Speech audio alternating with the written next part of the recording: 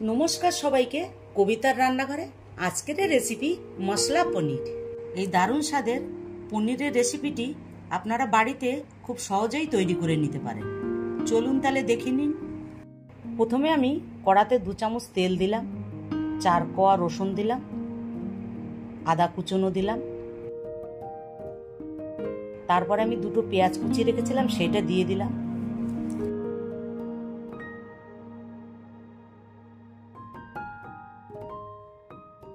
এরপর আমি 2টো টমেটো কেটে রেখেছিলাম সেটা দিয়ে দিলাম।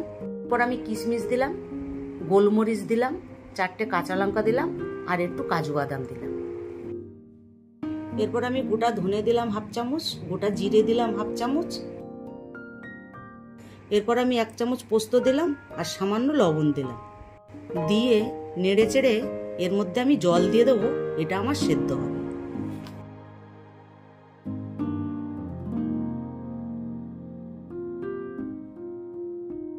এটা আমার সেদ্ধ হয়ে গেছে, এবার আমি এটা নামিয়ে দেবো। নামিয়ে দিয়ে একটু ঠান্ডা করতে দেবো। এটা আমার ঠান্ডা হয়ে গেছে, এরপর এটা আমি পেস্ট করে নিচ্ছি। পেস্টটা আমার করা হয়ে গেছে। এরপর আমি 2 চামচ তেল দিলাম, 1 চামচ বাটার দিলাম, তেজপাতা দিলাম, শুকনো লঙ্কা দিলাম, লবঙ্গ দিলাম, দারচিনি দিলাম, এলাচ দিলাম আর জিরে দিলাম।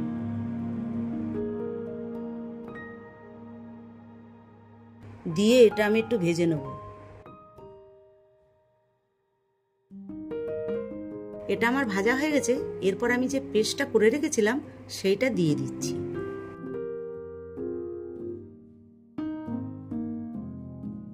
এরপর আমি এর মধ্যে 1 চামচ হলুদ গুঁড়ো দিচ্ছি, লঙ্কার গুঁড়ো দিচ্ছি আর সামান্য লবণ দিয়ে ভালো করে মিশিয়ে দেবো।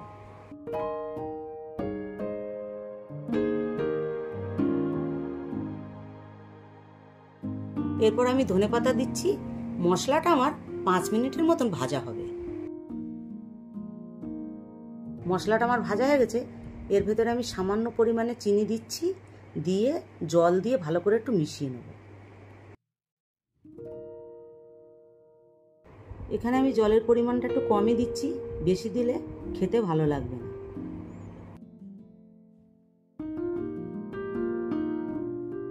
এরপর আমি 300 পনির কেটে রেখেছিলাম সেইটা দিয়ে দিচ্ছি, দিয়ে ভালো করে মিশিয়ে দেবো। এখানে আমি কাঁচা পনির দিয়েছি, ওই জন্য বেশিক্ষণ ফোটানো যাবে না, আমি 2 মিনিটের মতন ফোটাবো।